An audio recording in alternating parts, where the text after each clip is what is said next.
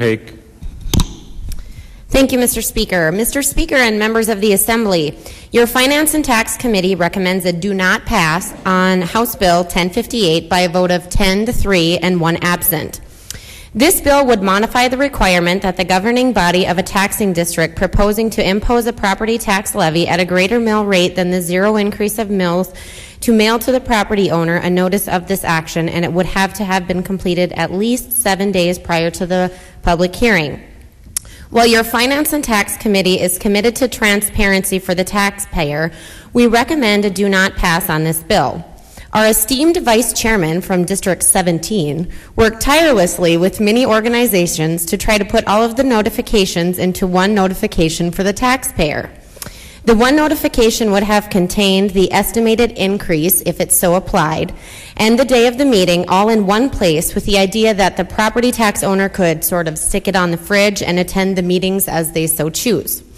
As it turns out, there was no magical date that worked for all political subdivisions, as they complete their budgets and notification requirements at different times of the year. Therefore, the taxpayer would not have up-to-date information, and your Finance and Tax Committee is dedicated to having up-to-date information for the taxpayer. I would respectfully ask that you uphold the do not pass recommendation of House Bill 1058 and vote red. Is there any discussion? Representative Owens. Thank you, Mr. Speaker. I was one of the three.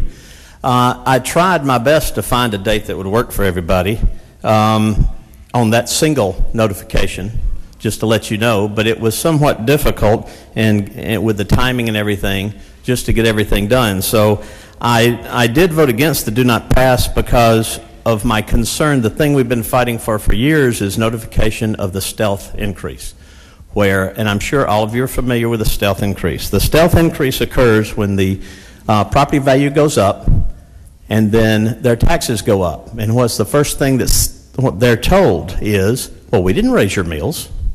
We didn't raise your taxes. The state raised your taxes because they forced us to raise your property values, and that's what raised your taxes. So it wasn't us, it was the state.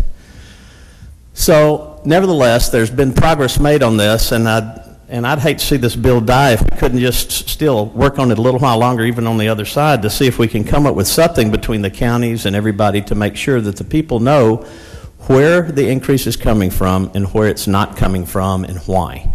So I'm going to ask you for a green vote. Thank you. Is there any further discussion? Seeing none, the House has before it for final consideration House Bill 1058. The clerk will open the key and you may record your vote.